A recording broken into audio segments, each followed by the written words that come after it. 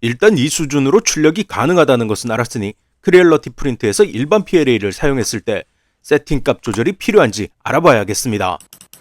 베드부터 테스트해보죠. 최대한 넓은 면적을 확인하기 위해 최대 지원 크기인 350mm로 베드 전체를 채워봤습니다.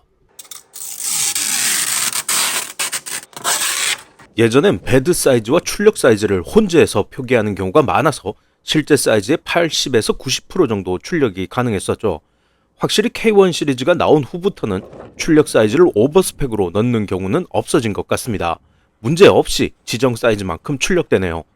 그런데 크리얼러티 프린트에서 제공하는 K2 플러스 공식 프로파일을 사용했는데 압출 과잉이 좀 있습니다. 그리고 라인 결합력이 좋지 못한데 이건 온도만의 문제가 아니라서 일부 세팅 값을 조절해야 할 것 같습니다. 자, 일단 크리얼러티 프린트의 캘리브레이션 메뉴에 있는 몇 가지 옵션을 사용해 세팅 값을 조절하죠. 9버전인 5.1.6에서는 캘리브레이션 사용 시 CFS가 활성화되지 않는 버그가 있으니 상위 버전으로 업데이트하시기 바랍니다. 캘리브레이션 메뉴 사용법은 제 유튜브에서 교정이라고 되어 있는 썸네일 영상을 확인하시면 됩니다. 최근 캘리브레이션 메뉴에 옵션이 몇 가지 더 생겼는데 기존의 영상에서 다룬 VFA 옵션까지만 테스트해도 충분했습니다.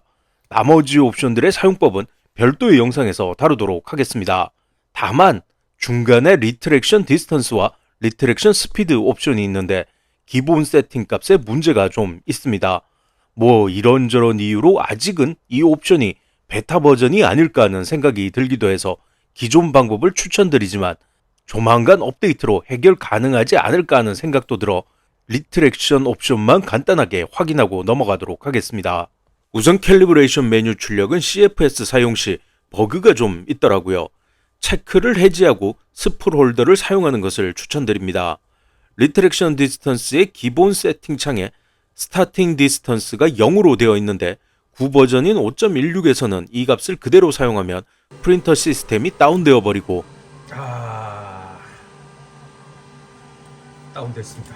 최신 버전인 5.17에서는 CFS 사용 시에 랜덤으로 멈추는 현상이 나타났습니다. 스타팅 디스턴스의 기본값도 랜덤으로 버그가 발생했는데 최소값을 0.1로 변경해주니 괜찮더라고요.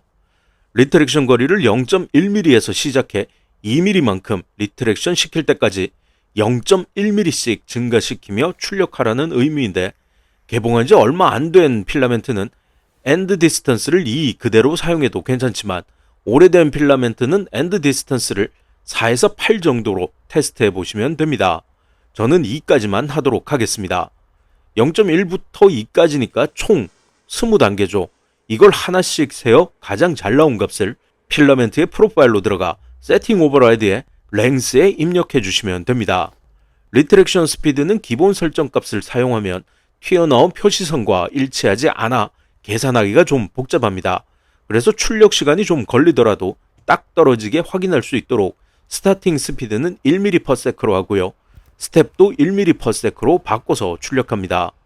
다시 이걸 하나씩 세어서 가장 잘 나온 값을 필라멘트의 프로파일로 들어가 세팅 오버라이드스의 리트랙션 스피드에 작성해 줍니다.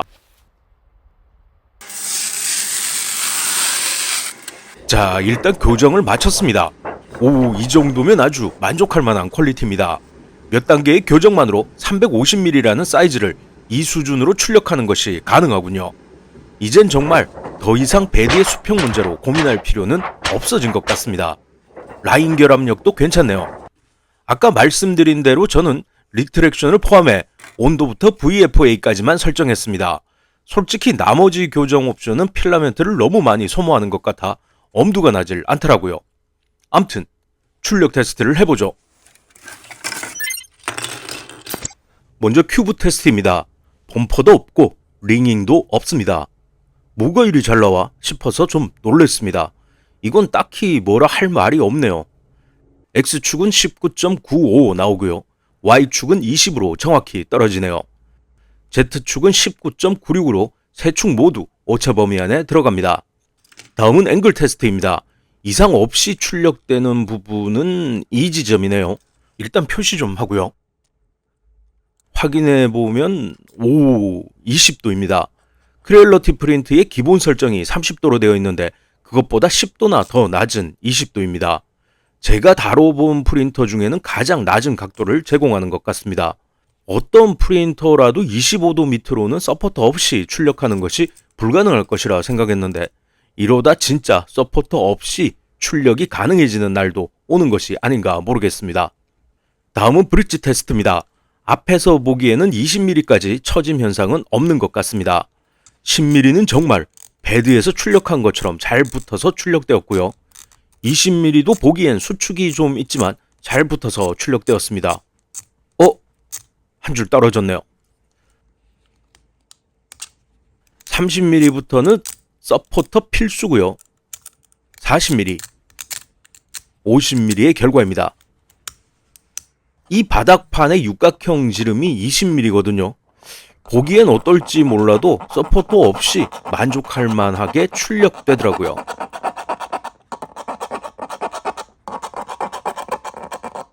다음은 공차 테스트입니다.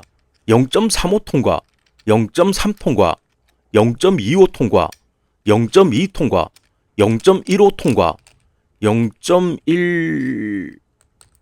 되네요. 통과. 이제 공차 테스트 파일을 다른 곳으로 바꿔야 할 것 같습니다. 오즈 테스트도 스트링 없이 깔끔하게 잘 나왔네요. 참고로 제가 사용한 값은 리트렉션 디스턴스는 1.2이고 리트렉션 스피드는 42입니다. 마지막으로 3D 벤치 테스트입니다. 먼저 하이퍼 PLA입니다. 정면도 처짐 현상 없이 깨끗하게 잘 나왔네요. 아래쪽에 링잉이 희미하게 비치긴 하지만 이 정도면 K1 Max에 비해서 상당히 괜찮은 수준입니다. 뒤쪽에는 링잉이 발생하지 않았고요. 반대편도 링잉이 보이지 않습니다. 이건 일반 PLA인데 이것도 역시 링잉이 보이지 않습니다. 정면에 처짐 현상도 없고요. 반대편에는 아주 희미하게 링잉이 나타났습니다.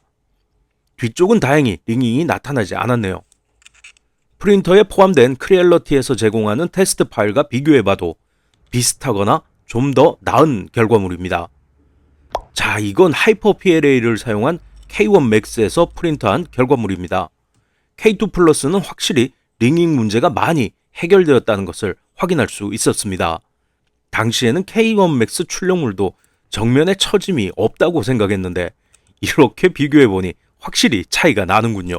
외벽 한 겹만 출력하는 베이스 모드도 테스트해봤습니다. 깔끔하게 잘 나왔네요. 누리호도 베이스 모드로 출력해봤습니다. 높이는 350mm로 최대치고요. 일부러 흠을 잡아보려고 반사광이 있는 필라멘트를 사용했는데 이건 출력물의 퀄리티에 대한 걱정은 안 해도 될 것 같습니다. 그래서 욕심이 생겼습니다. 사실 제가 이제껏 사용했던 모든 프린터를 대상으로 테스트를 한 번씩은 해봤던 출력물인데 베드 문제이든 필라멘트 수축 문제이든 챔버의 문제이든 리트렉션 문제이든 이유야 여러 가지가 있겠지만 모멘트를 제외하고는 성공한 적이 없었습니다. 이 프린터는 설치해서 세팅까지 본사에서 직접 해주는 모델이라 좀 더 안정적인 출력을 보장해주는 프린터였거든요. 그래서 이것에 도전해봤습니다. 1mm의 두께로 만들어져서 높이는 거의 점 형태로 출력됩니다. 이 중 단 한 줄만 제대로 출력되지 않아도 출력 실패로 이어지며 각 오브젝트 간의 간격은 0.6mm라 베드의 수평이 맞지 않으면 서로 붙어버려 출력을 마친 후에도 출력물을 펼치는 과정에서 부서지는 경우가 대부분입니다.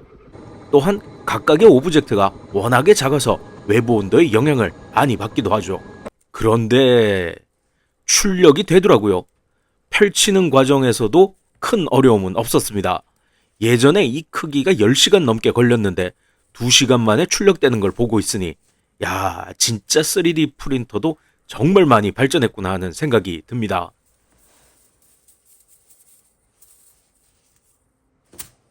K2 플러스 콤보의 매력은 역시 멀티컬러 사용이 가능하다는 것이죠. 이제 CFS를 살펴보죠. 처음 사용해보는 멀티컬러라 그런지 괜히 두근거리네요.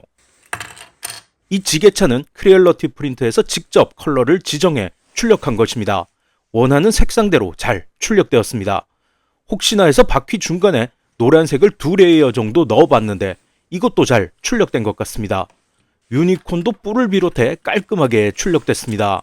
색 번짐을 좀 걱정했는데 각각의 지정 영역도 잘 분리되어 있습니다. 그런데 유니콘은 색 섞임이 좀 있습니다. 노즐 안에 남아있던 필라멘트와 다른 색이 서로 섞인 것 같네요. 다른 컬러는 눈에 잘 띄지 않는데 흰색 필라멘트의 경우 색 섞임이 확연히 나타났습니다. 최근 펌웨어와 소프트웨어가 업데이트되면서 플러싱의 볼륨을 늘려서 이 문제를 해결했더라고요. 이렇게요. 테스트하기 좋을 것 같아 흰색과 검정색으로 출력해봤는데 색 섞임 없이 깨끗하게 출력되었습니다. 문제는 이거죠.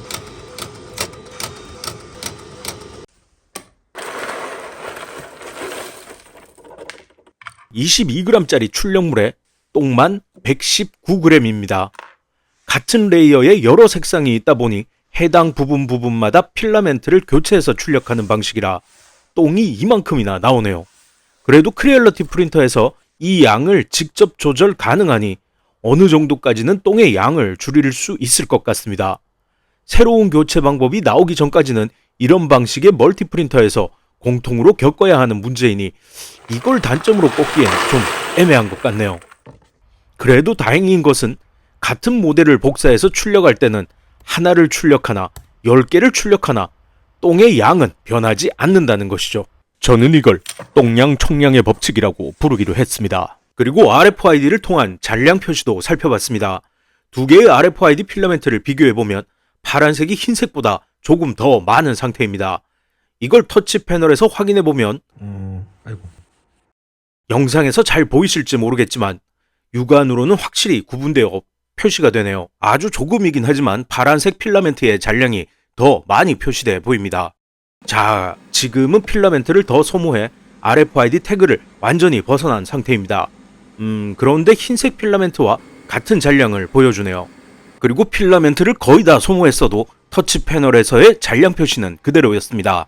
그런데 프린터를 재시동하니 그제서야 잔량 표시가 제대로 표시되었습니다. 실시간으로 잔량을 감지하는 것 같지는 않고요. 필라멘트 교체나 재시동으로 인해 필라멘트가 로딩을 다시 할 때 정보를 반영하는 방식인 것 같습니다. RFID 태그 두 개가 서로 작용을 하는 것인지 어떤지는 모르겠지만 로딩 후 잔량이 계산된다는 것은 좀 신기하긴 하네요. 확실히 예전 RFID보다는 좋아진 것은 틀림없는 것 같습니다. 그래도 필라멘트가 완전 소모된 경우는 실시간으로 나타났습니다. 그리고 RFID가 없는 일반 필라멘트도 잔량 계산은 안 되지만 재질과 온도, 색상을 수동으로 지정할 수 있더라고요. 물론 귀찮아서 잘 안 하시겠지만 맞춰놓으시면 크리얼러티 프린트의 프린트 플레이트에서 연동되어 보여지므로 편리한 부분도 있습니다. CFS는 프린터 한 대에 4대까지 설치할 수 있다는데 그것보다는 진짜 슬롯 하나만 딱 더 느려서 필라멘트 5롤만 사용할 수 있었으면 좋겠네요. K2 플러스 콤보는 구매 시에 미리 아셔야 할 몇 가지 사항이 있습니다. 첫 번째, 이 프린터는 해외 직구를 권장하지 않습니다. 제가 협찬받았다고 그러는 것은 아니고요. 아마 이 프린터를 받아보는 순간 바로 아시게 될 겁니다. 대부분의 불량은 유선이나 무선을 통해 원인을 파악하고 해당 부품을 배송받아 직접 수리하는 방법으로 진행됩니다. 그러기 위해선 프린터 로그 파일부터 자신이 구매한 것을 인증할 수 있는 구입자료, 송장번호 등등 모두 구비해서 증명해야 하는데 이거 꽤 귀찮습니다. 그리고 해외 배송이라 최소 일주의 시간이 걸리겠죠. 그나마 이건 다행인데 운송 중 프린터 파손이라면 해외로 보내야 합니다. 이게 무게도 만만치 않고요. 새로운 프린터를 보내준다고 해도 운송 도중 또 문제가 생기지 말란 법도 없죠. 그러면 말도 안 통하는 해외 업체랑 번역기 돌려가며 하루에 한 통씩 메일을 주고받으실 수 있는 신나는 경험을 하실 수 있습니다. 가능하면 국내로 들여와 검수를 마친 국내 수입 판매 업체를 이용하시는 것을 강력히 권해드립니다. 뭐 기왕이면 손도리로요. 두 번째, 이 프린터는 크고 무겁습니다. 작은 프린터처럼 달랑들어서 이곳저곳 장소를 바꿔가며 사용하기 힘듭니다. 그냥 고정시켜서 사용하는 거라고 보시는 게 맞을 것 같아요. 사이즈는 가로 500, 세로 515, 높이가 대략 930mm 정도지만 여기에 문을 열고 닫을 수 있는 추가 공간이 필요하고요. 출력물이나 필라멘트를 올려놓거나 필라멘트 똥을 받을 통을 놓는다면 대략 1m 전후에 별도의 공간이 필요합니다. 세 번째, 보너스 액세서리에 들어있는 피팅 클립은 익스트루더의 피팅 커넥터에 꼭 끼워서 사용하시기 바랍니다. 피팅 커넥터 내부에는 튜브를 잡아주는 아주 작고 얇은 금속으로 된 이빨이 있습니다. 다른 부분의 피팅 커넥터들은 말 그대로 연결만 하는 기능이라 클립 자체가 없고 문제가 되지도 않는데, 이 부분은 리트랙션을 포함해 계속 밀고 당기는 부분이라 클립을 끼워서 사용하지 않으면 유격이 발생합니다. 이거 3D 프린터를 사용해 보신 분들이라면 흔히 보셨던 현상이죠. 그렇게 발생하는 유격을 따라 가이드 튜브를 이빨이 반복적으로 긁어 튜브에 홈을 만들고, 이 홈에 피팅 커넥터 내부에 있는 이빨이 걸려 부러지면서 가이드 튜브가 이탈하는 현상이 발생합니다. 일반 프린터에서는 이런 경우가 거의 없지만 이건 모터 힘이 워낙에 좋아서 발생하는 것 같네요. 부러지면 부품 교체밖에 방법이 없으니 꼭 클립을 끼워서 사용하시기 바랍니다. 네 번째, K2 플러스 콤보는 상황에 따라 수많은 에러 코드가 나타납니다.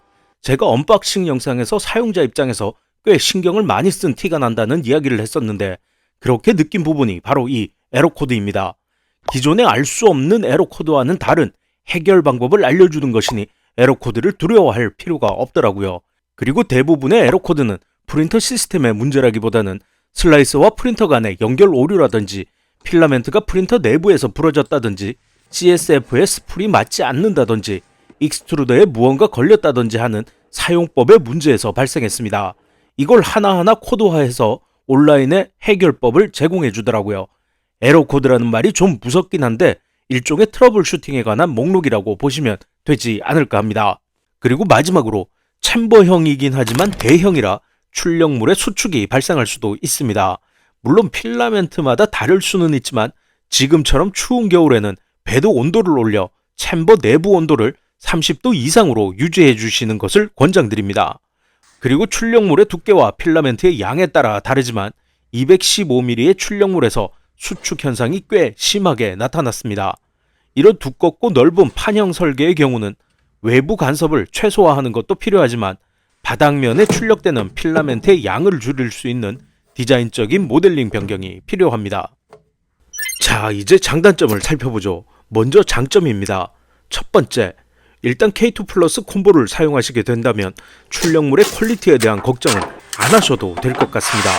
K1 시리즈의 경우는 보질적인 링잉 문제와 개인적으로 겪은 경험으로 좋다고만은 말할 수 없지만 후발주자였던 엔더3 V3 SE부터는 출력 결과가 괜찮다고 느꼈었는데 확실히 더 좋게 느껴졌습니다. 필라멘트에 따른 기본 교정만 잡아준다면 나머지 파라미터 설정은 레이어 높이나 서포터 등의 유무를 제외하고는 그냥 선택만 해서 사용해도 꽤 만족스러운 퀄리티를 보여줬습니다. 소프트웨어와 연계된 라프트, 공차 등의 나머지 편리성도 괜찮았습니다. 크리엘러티의 운영 정책이 유저는 필라멘트의 프로파일은 손댈 필요 없이 간단하게 프로세서 파라미터만 조절해가며 사용할 수 있게 하는 것이라고 하던데 아직은 그렇다고 할 단계는 아니지만 확실히 그 방향으로 가고 있다고 느꼈습니다. 슬라이싱 프로그램의 서포터나 라프트 등의 옵션 설정도 프린터가 잘 받쳐줬고 특히나 캐드를 활용한 조립형 설계는 지금까지 사용해왔던 공차보다 확실히 줄어든 수치를 보여줬습니다. 이게 공차가 없이 출력된 것인데 그냥 딱 들어가더군요. 물론 모델링의 형태나 필라멘트의 양 또는 출력의 방향에 따라 공차가 다르게 나타날 수도 있으니 무조건 그렇다는 말은 아닙니다. 암튼 개인적으로 퀄리티를 이야기하면 공차와 마감을 대표적으로 꼽는데 이 설정 값을 프린터가 잘 받쳐준다는 느낌을 받았습니다. 두 번째, 재질에 따른 MVS로 인해 속도 차이는 있겠지만 K1 맥스의 경우는 하이퍼 PLA와 일반 PLA 출력물 퀄리티에 어느 정도 차이가 있었습니다. 물론 그 차이를 교정과 세팅을 통해 줄일 수는 있었지만 여러 번의 테스트를 진행해야 하는 꽤 시간을 잡아먹는 귀찮은 과정이었거든요. 그런데 K2 플러스 콤보는 교정 후 기본 세팅 그대로 사용해도 약간의 출력 속도 차이를 제외하고는 퀄리티에 대한 차이는 못 느끼겠더라고요. 여담이지만 속도 이야기를 좀 해보자면 처음 고속 3D 프린터를 사용했을 때는 더 빨리를 원했는데 요즘은 대형이나 멀티컬러로 출력하는 것이 아니라면 샘플 출력을 걸고 모델링을 수정하는 시간에 출력이 끝나버리니 출력 속도에 대해 크게 신경을 쓰지 않게 되었습니다. 타디스 모델링은 필라멘트 한 통이 얼마 만에 소모되는지 시간을 알아보기 위해 거의 1kg 가까이 모델링을 했고요. 일반 PLA를 사용했습니다. 시간으로는 22시간 33분, 전체 필라멘트를 다 쓴다고 해도 23시간이 안 넘는 속도였습니다. 일반 PLA도 의외로 빠르다고 느껴지더라고요. 물론 더 빠르고 더 잘 나오면 당연히 좋겠지만 현재로선 이 정도 속도도 만족스럽습니다. 멀티컬러의 경우는 이걸 출력하는데 9시간이 걸렸고 필라멘트 전체 5분의 1이 소모되었습니다. 멀티 프린터가 좋긴 하지만 개인적으로 이런 식의 사용법은 굉장히 비효율적이라 생각하기 때문에 전체 출력물 파트 중 일부분을 멀티로 사용할 예정이라 이렇게 통으로 멀티를 활용할 일은 제한적이지 않을까 합니다. 그렇게 생각해서인지 여기서도 시간에 대해 크게 고려하지 않게 되더라고요. 이거 출력은 했는데 영상 어디에 넣어야 할지 몰라서 그냥 떠들어 봤습니다.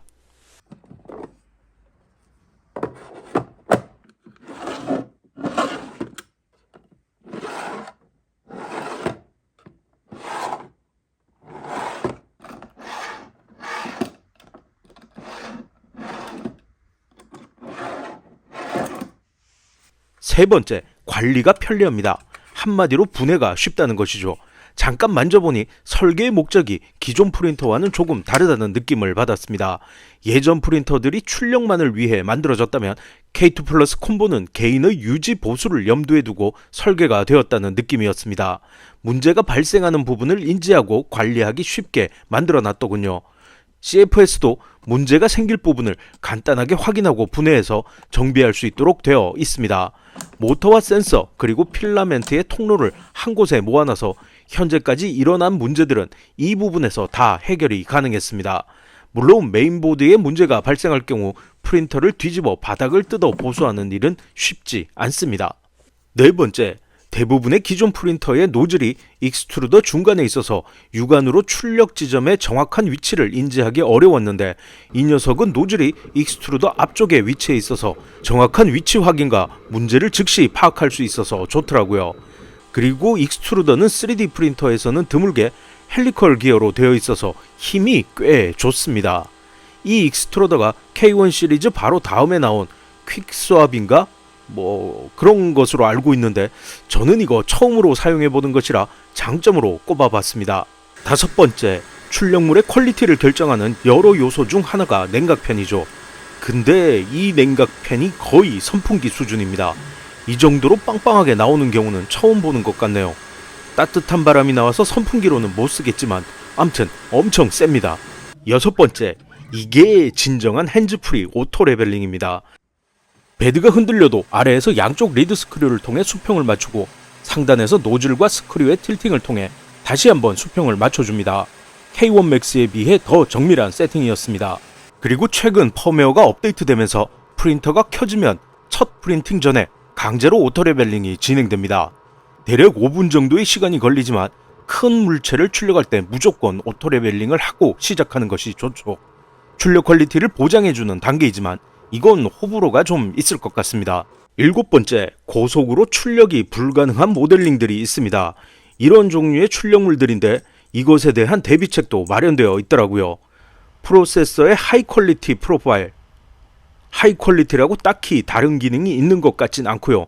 속도를 줄여서 출력해주는 파라메터 값으로 구성된 프로파일입니다. 덕분에 이런 스트링 형태의 모델링도 출력 가능하더라고요. 여기 거미줄의 시작을 보시면 한 줄로 모델링이 되어 있습니다. 게다가 시작은 그나마 괜찮은데 도착해서 멈추는 지점이 아주 살짝만 걸쳐져 있습니다. 이 경우 스탠다드로 출력하면 속력이 너무 빨라서 제대로 걸쳐지지가 않더라고요. 이럴 때 하이 퀄리티 프로파일을 사용하시면 출력 시간은 조금 길어지지만 안정적으로 출력하실 수 있습니다. 사실 원래부터 있었던 옵션이기도 하고 프린터보다는 슬라이싱 프로그램에 관한 것이지만 의외로 사용하지 않는 분들이 많아서 다뤄봤습니다. 자, 이제 단점도 말해보죠. 첫 번째, 배송 관련 이슈가 있습니다. 진동 흡수용 댐퍼가 파손되어 배송됐다는 글들이 많더라고요. 대형 3D 프린터에는 필수 액세서리라 제거하고 출력하면 문제를 발생시킬 수 있습니다. 저는 멀쩡히 받았는데 혹시나 하고 박스를 뒤집어 보니 이거 좀 위험했음을 짐작할 수 있었습니다. 이런 건 여분의 액세서리를 함께 제공했어도 좋았지 않을까 하는 생각이 드네요. 두 번째, 전원이 나간 후에 이어서 출력이 안 된다는 이야기가 있어 확인해 봤습니다. 전원이 나가면 마지막 출력 위치를 기억하고 있어야 하는데 이게 좀 불확실합니다. 분명 초기 모델은 그 기능이 없었고 최근 펌웨어 업데이트 후 기능이 추가되었습니다. 그런데 여러 번의 테스트에서 딱 한 번이긴 해도 안 될 때가 있었습니다. 에이, 한 번인데 단순 오작동이었겠지 라고 생각하실 수도 있지만 개인적으로는 은근 심리적 압박이 좀 생기더라고요. 한국이야 갑자기 정전이 되는 것이 그다지 흔한 일은 아니지만 이 부분은 이렇게 은근슬쩍 넘어가지 말고 다음 업데이트에서 이 기능이 되면 된다, 안 되면 안 된다 공식적으로 반영해 주셨으면 합니다. 세 번째, 이건 단점이라기보다는 개인적인 생각이지만 배드가 300까지면 0.4 노즐만 사용해도 괜찮다고 생각합니다. 그런데 300이 넘어가면 노즐이 1.2까지는 아니더라도 0.6 또는 0.8mm를 번들로 넣어줬으면 좋지 않았을까 생각해 봅니다. 이게 진짜 작업의 폭이 확 늘어나거든요. 네 번째, 필라멘트 토출구가 있어서 필터를 보완해도 냄새가 제대로 걸러지지 않습니다. 이건 뭐 어딘가로는 뱉어내야 하니 장비 특성상 어쩔 수 없다고 보긴 합니다만 필히 환기 가능한 별도의 장소에서 운영하셔야 합니다. 꼭이요. 말 나온 김에 조금 덧붙이자면 크리얼러티 필라멘트가 냄새가 좀 있습니다. 리뷰를 하는 동안은 자주 상태를 관찰해봐야 해서 컴퓨터 가까이 두고 작업을 하다 보니 본의 아니게 냄새를 맡게 되는데 K1이 출시된 시점의 필라멘트는 냄새가 심해 눈이 아플 정도라 분진 마스크를 끼고 고글을 쓰고 테스트를 해야 했습니다. 지금은 그때에 비하면 많이 나아지긴 했지만 국산 제품과 비교하면 확실히 차이는 납니다.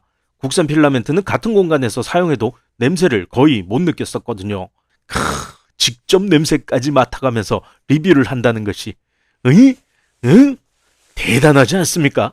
살신성인 그러니까 구독과 좋아요 한 번. 다섯 번째, 필라멘트까지 왔으니 CFS로 넘어가 보죠. 이거 스풀이 안 맞는 경우가 있더라고요. 건강한 3D 필라멘트인데 AMS와 호환되는 스풀이라고 해서 구입했습니다. 처음에는 문제 없이 사용했지만 절반 이상 사용하고 나니 필라멘트를 되감을 때 제대로 감아지지 않는 문제가 발생했습니다. 아마 스풀의 직경이 미묘하게 작아 발생하는 문제가 아닐까 합니다. 위쪽에 스프링이 달려있어 어느 정도 크기를 커버하긴 하지만 아무래도 가용 범위가 정해진 것이라 지름이 큰 것은 괜찮지만 작은 것은 문제가 되더라고요.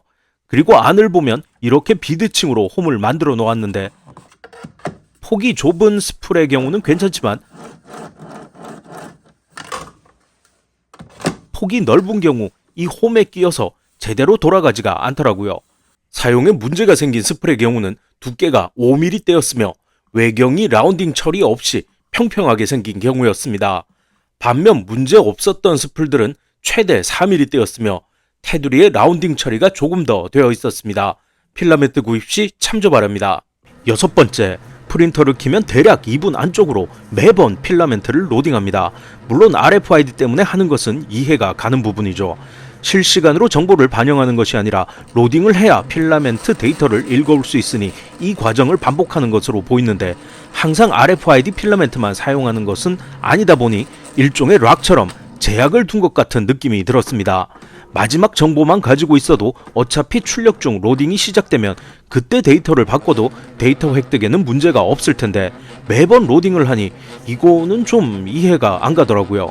그리고 BRFID의 경우는 수동으로 지정을 해야 하니 굳이 로딩을 해서 정보를 읽을 필요성이 없죠.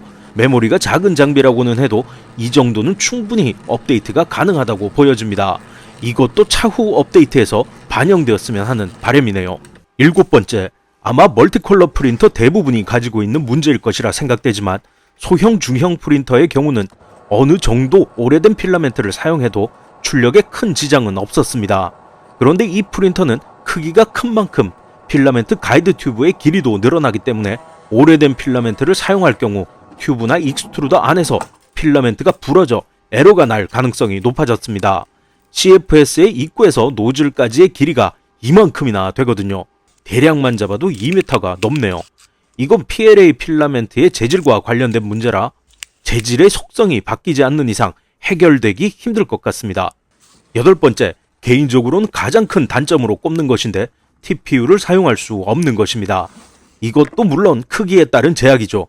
가이드 튜브가 길어지면서 TPU를 당기는 거리도 늘어나 일반 3D 프린터보다는 더 쉽게 씹혀버려 제대로 출력할 수가 없었습니다. 혹시 제가 보유한 TPU가 문제인가 싶어 크리얼러티 제품을 받아 우선 엔더3 V3 SE에서 테스트해봤습니다. 괜찮더군요. 실패 없이 깔끔하게 나왔습니다.